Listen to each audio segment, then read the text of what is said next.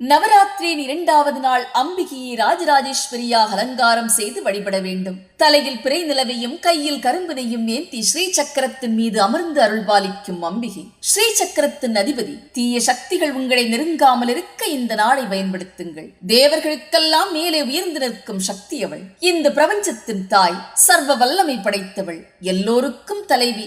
இன்று ராஜராஜேஸ்வரி அன்னையை வணங்கினால் எல்லோரும் உங்களுக்கு பணிந்து பணிவிடை செய்வார்கள் என்பதுதான் நம்பிக்கை.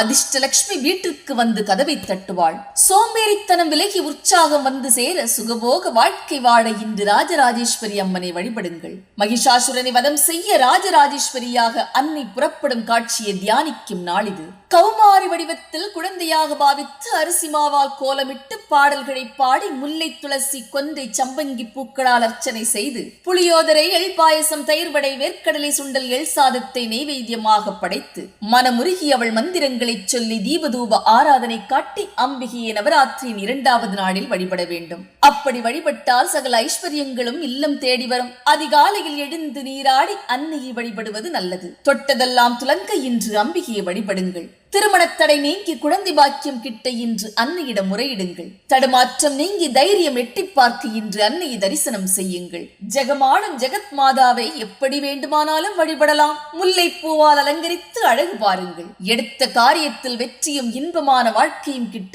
இன்று அம்பிகையை நாடிச் செல்லுங்கள்.